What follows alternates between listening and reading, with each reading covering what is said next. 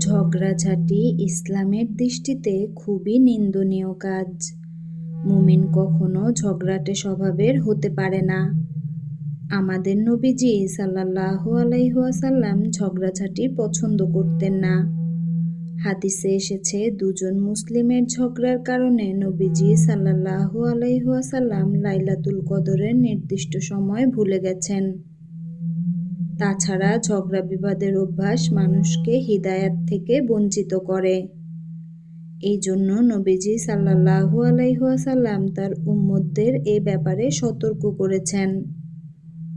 আবু উমামা রাদিয়াল্লাহু থেকে বর্ণিত, রাসূল সাল্লাল্লাহু আলাইহি ওয়াসাল্লাম বলেছেন, আমার পরে হিদায়াত প্রাপ্ত লোক তখনই পথভ্রষ্ট হবে যখন তারা ঝগড়া বিবাদে লিপ্ত হবে।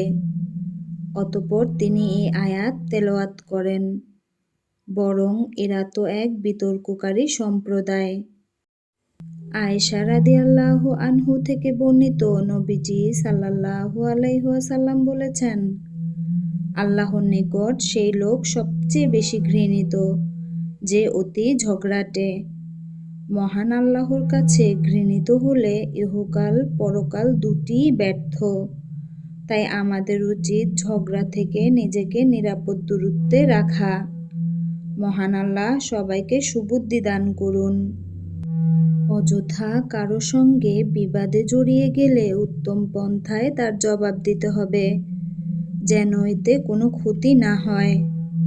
মানসিকভাবে কেউ যেন আঘাত না পায়, কাউকে খাটো করা না হয়, বা কোনো ধরনের ঠাট্টা বিদ্রূপ প্রকাশ না পায়।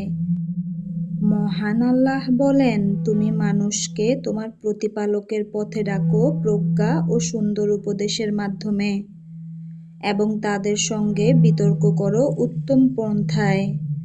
নিশ্চয়ই তোমার প্রতিপালক ভালোভাবেই জানেন কে তার পথ থেকে বিচ্যুত হয়েছে, এবং তিনি ভালোভাবেই জানেন কে সুপথ প্রাপ্ত হয়েছে। মহান আল্লাহ সবাইকে সঠিক বুঝ দান করুন।